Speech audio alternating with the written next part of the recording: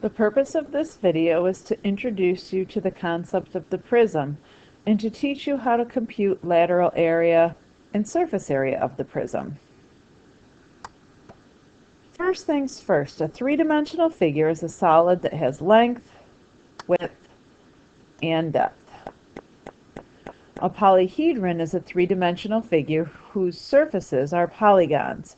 A polyhedron has no surfaces that are curved. Some vocabulary that you are going to need to be aware of with respect to the polyhedron is as follows. If I think about a polyhedron as a box, then the faces make up the sides of the box. The edges make up the line segments where the faces come together, and each vertex, or plural vertices, are where the edges of my box come together. So in looking at the picture below, when they ask us to list two vertices of the figure, we can pick any of the corners or any of the points where the edges come together. So I might pick R, which is a corner, and point Y, which is a corner.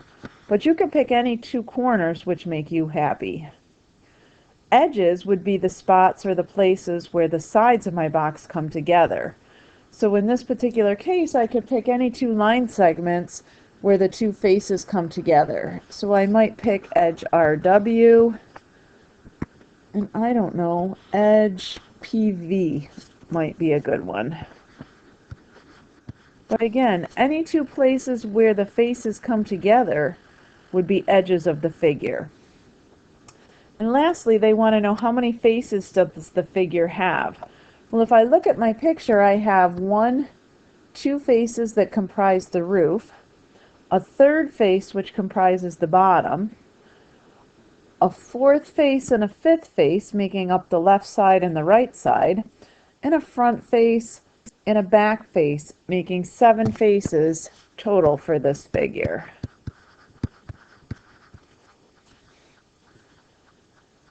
Now, we need to talk a little bit about the prism. A prism is a polyhedron, meaning that it's made up solely of polygons that has exactly two congruent parallel faces called bases. So the bases are always both parallel and congruent. All of the other faces on the prism are called lateral faces.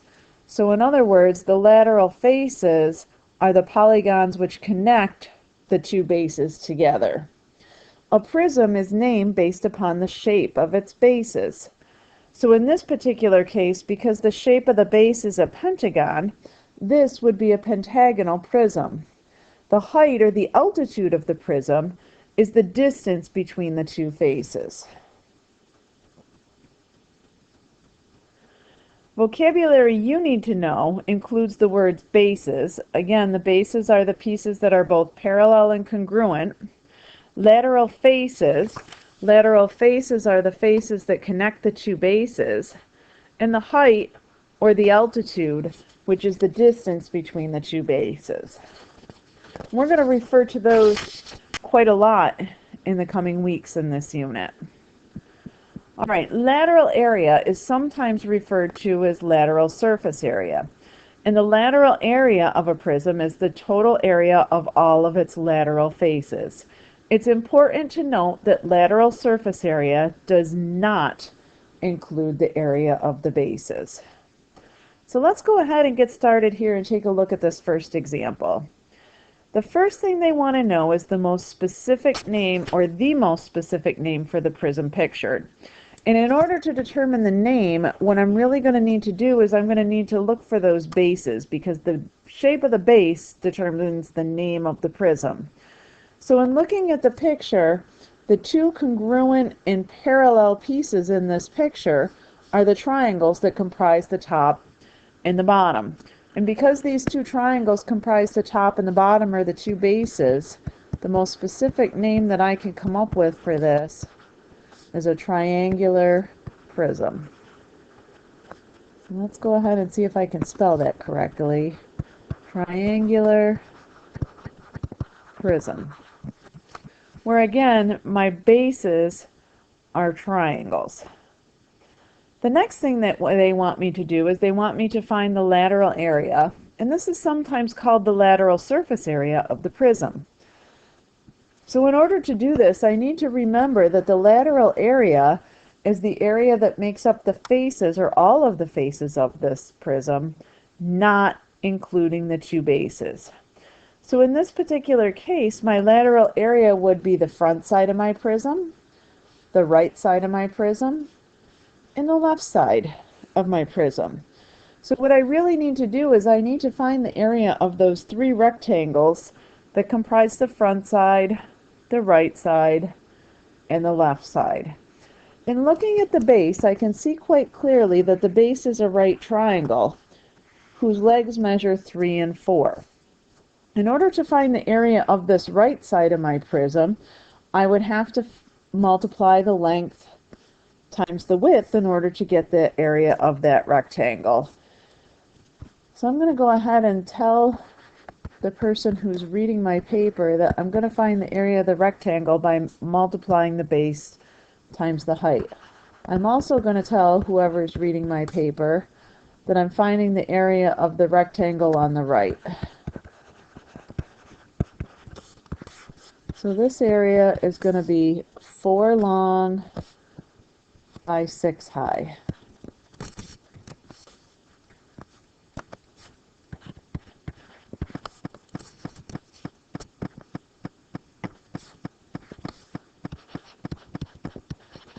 So the area of that rectangle that makes up the right side of my prism is 24 square centimeters. Then I'm going to do the same thing for the rectangle that makes up the left side. Its area also is base times height, but its base is 3, and its height is going to be the same as the height on this on the right side, or 6.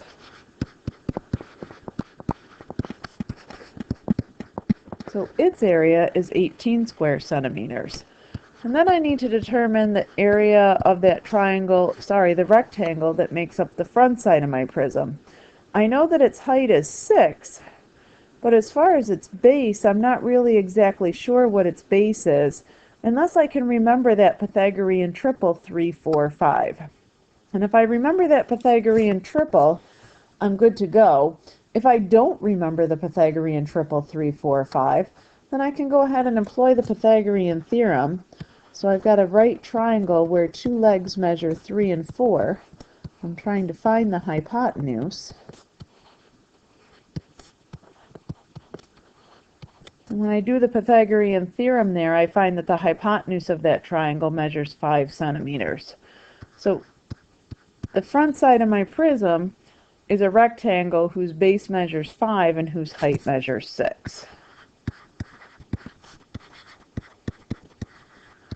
So the area of that rectangle, which comprises the front side of my prism, is 30 square centimeters.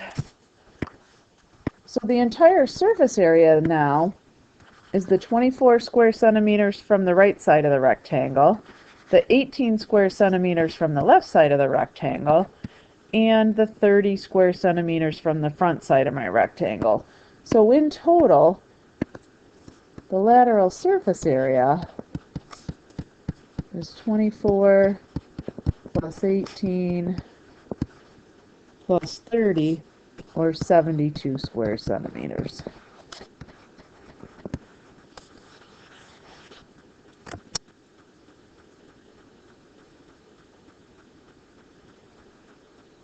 All right, this next question asks us to find the lateral area, or in other words, the lateral surface area, of a hexagonal prism whose base is a regular hexagon and whose sides measure 6 meters and whose height measures 12 meters.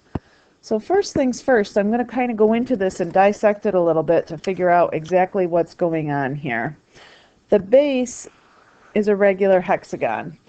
Unlike the first example where they gave me a nice little picture that went along with the problem, in this particular example, they're not giving me a picture. So I'm going to go ahead and create my own. I'm going to start by drawing that hexagon, or the base, in the shape of a hexagon. So that's where I'm going to go ahead and start. Now, I am not the world's best drawer, but I can draw a hexagon. And in order to draw a hexagonal prism, I'm going to go ahead and start with two hexagons that represent my two bases.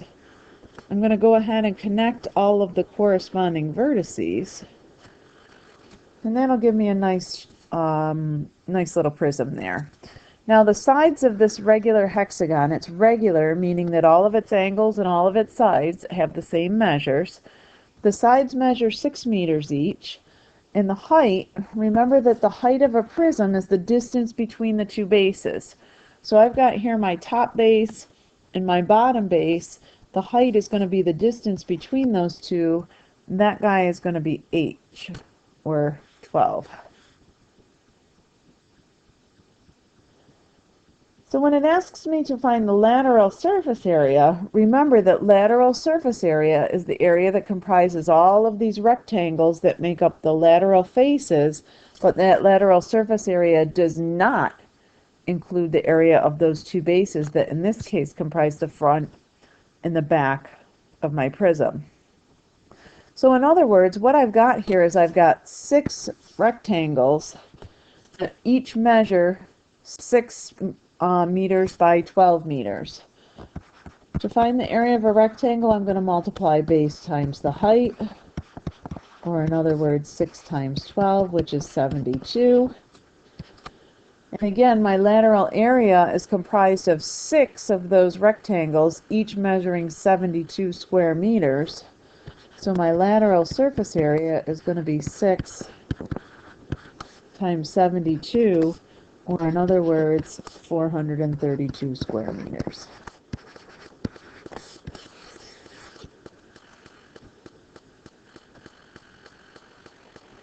All right, moving onwards. Surface area, sometimes referred to as total surface area, is the sum of the areas of all of the sides of the figure. Now, whereas lateral area refers to only the area of the lateral faces, surface area refers to the total surface area of all of the polygons that comprise the figure and includes all faces and both bases. All right, so in example 4, once again, they're asking us to name the prism pictured. And because they want a name, we're going to go ahead and we're going to look at the shape of the base. And this base is shaped like a triangle. So again, what we're looking at here is a triangular prism. This time they want us to find the total surface area. So the total surface area is going to include the lateral area that we found before, but in addition to that lateral area now, we need to include the area of the top base as well as the area of the bottom base. So I'm going to say plus 2b, where capital B is the area of that base. Now, up in example 2, we already found the lateral area to be 72 square centimeters. So that part of the problem is done already. Now we need only to go ahead and find the area of that base, which comprises the top and the bottom of our picture here. So that base is in the shape of a triangle, and the formula for finding the area of a triangle is area equals 1/2 times base times height. The base and height of that triangle are 3 and 4. I know that they're the base and height because of that right angle in between those two. So the area of the triangle that makes up the top and the bottom of this prism is going to be 1/2 times 3 times 4, or in other words, 6 square centimeters. So I've got 2 triangles, each with an area of 6 square centimeters. I want to add that to the lateral area, which I found in example 2 to be 72. When I combine those two guys together, I find that the total surface area is 84 square centimeters. So again, the only difference here is that when I find total surface area, I'm now including the area of the bases. All right, number 5 is an interesting problem because this one asks us to work backwards. It gives us a rectangular prism, and it tells us that the surface area of this prism is 130 square inches. It tells us that the length and the width of this rectangular prism are 5 inches each, and they want us to find the height of the prism. And like example 3, in this particular example, they don't give us a picture, so I'm going to go ahead and start by drawing one. I'm going to start by drawing those two rectangles, which make up the bases. And I'm not very talented artistically, but even I can go ahead and draw that rectangular prism. It tells us that the length and width of the base are 5 inches each. So I'm going to go ahead and label those 5 inches. We're being asked to find here the height of the prism. So I'm going to be not very original and call the height of the prism h. I know that the surface area is going to be made up of the lateral area plus the area of the two bases.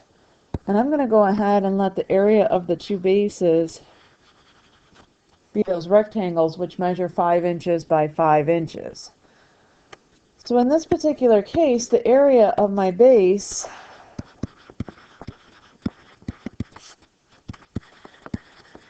is going to be 25 square inches, or 5 times 5.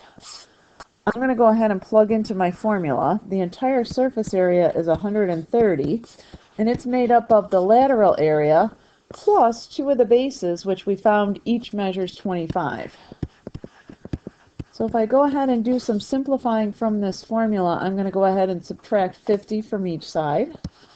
So I know now that the lateral area of my prism has to measure 80 square inches. Well, the lateral area, if we think about it, the lateral area is the area that is made up of these 4 congruent rectangles, each of which measures 5 times h. Well, if the lateral area is made up of 4 congruent rectangles, then it must mean that each rectangle